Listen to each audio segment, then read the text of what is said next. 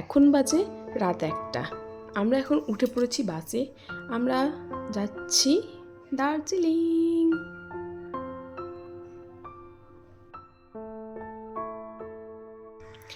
তো এখন বাজে প্রায় 7:30। ঘুম থেকে উঠে পড়েছি। 8টার সময় আমরা বাস থেকে নেমে পড়েছিলাম। তারপরে সেখানে বাস স্ট্যান্ডে ফ্রেশ হয়ে মুখ হাত ধুয়ে ছেলেকে খাইয়ে দাইয়ে নিজেরা চা খেয়ে আবার উঠে পড়েছিলাম শেয়ার কারে।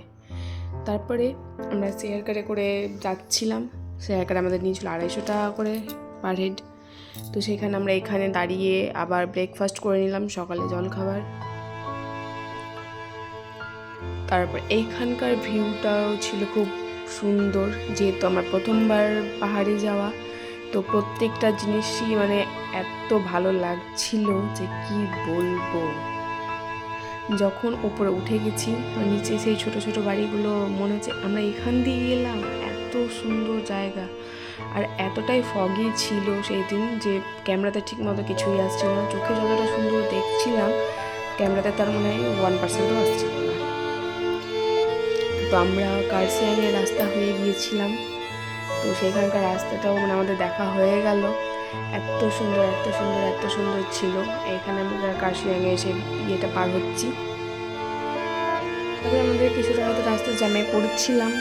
তারপরে টয় ট্রেন যাওয়া যখন প্রথমবার দেখলাম, প্রথমবার যখন টয় ট্রেন দেখছি আলাদাই অনুভূতি ছিল, যে তোমার এটা ফার্স্ট টাইম দার্জিলিং যাওয়া। অনেক দিনের ইচ্ছে ছিল, হচ্ছিল না কোনো কারণবশত। যাই হোক, সমস্ত শেষে হলো যাওয়া। বেশি আরও থাকার ইচ্ছা ছিল, থাকতে পারিনি। 2 দিন থাকতে পেয়েছিলাম আমরা, মোট 3 দিনের গিয়েছিল। এখানে আমরা আটকে গেছিলাম জ্যামে। তারপরে আমরা এখানে চলে এলাম আমাদের হোটেলে। তো হোটেলটা আমাদের ছিল একদমই দার্জিলিং রোড, সরি হ্যাঁ দার্জিলিং রোড, কিন্তু দার্জিলিং রেলওয়ে স্টেশনের কাছেই। আর এই যে পাহাড়ের গায়ে গায়ে ছোটো ছোটো ফুল হয়ে আছে, এত সুন্দর লাগছিল।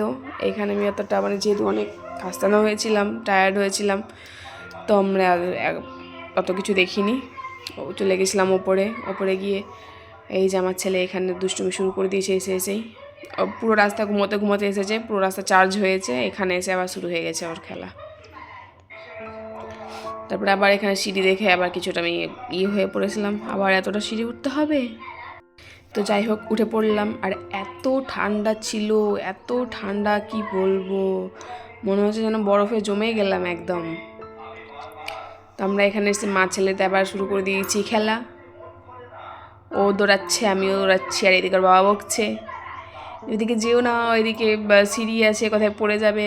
আজ কিছুই পড়বে না, একটু খেলছেই তো।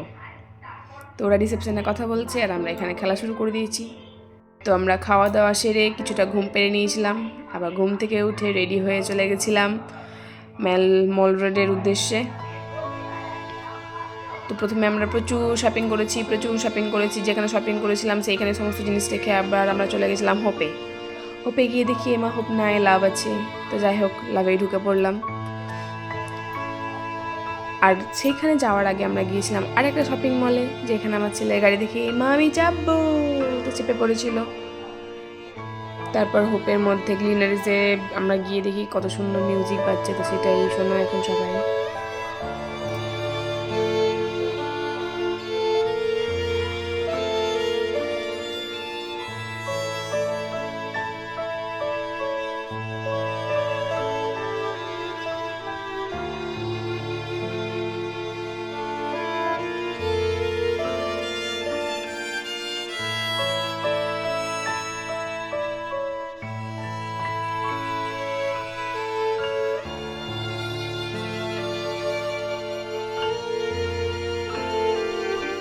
তো গ্লিনারিজেই আমাদের ডিনারটা কমপ্লিট করে আমরা বেরিয়ে পড়েছিলাম আমাদের হোটেলের উদ্দেশ্যে।